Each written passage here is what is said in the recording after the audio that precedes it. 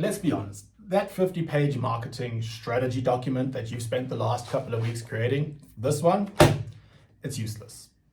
It's not a strategy, it's a to-do list, and it's actually killing your results. What if I told you that a marketing strategy was so simple, you could write it on a single page? Not only that, but it's so simple that you could literally write it in crayon and it would still be more effective than the 50-page document that you've hopefully just thrown away.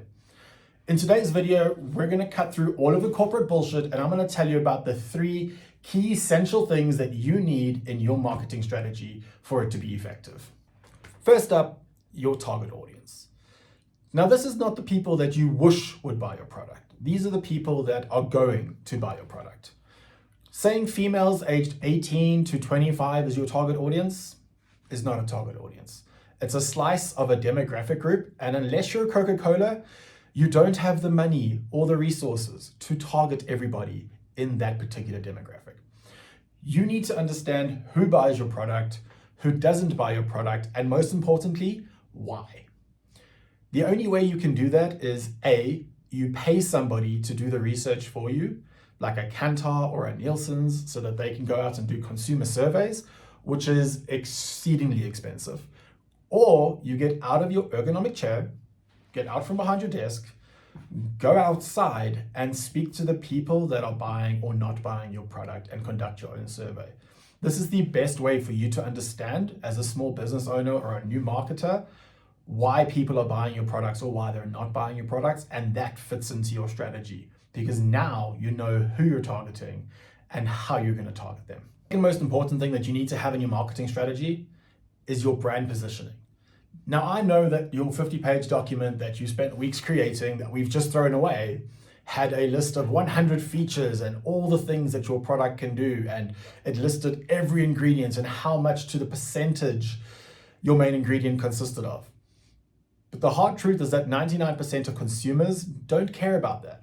What they do care about is, what are you going to do for them? What is the value proposition of your brand or your product?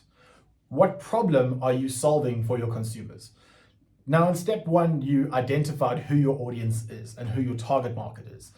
Who's buying, who's not buying, and why. In this stage, you need to now identify exactly what your brand positioning is going to be in order to solve those problems for your clients.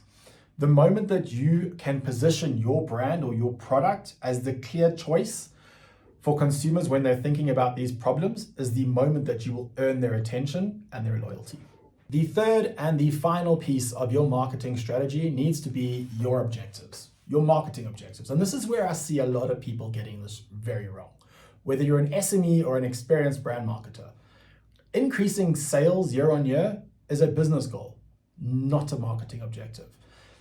In the same way, gaining 1 million social media followers or getting 1 million video views is a tactic. It's a vanity metric and it has no place in your marketing strategy because it has no impact on your business.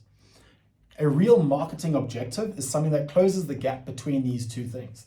It could be as simple as increasing purchase consideration from 15% to 25% within the next 12 months amongst blue-collar workers living in Gauteng.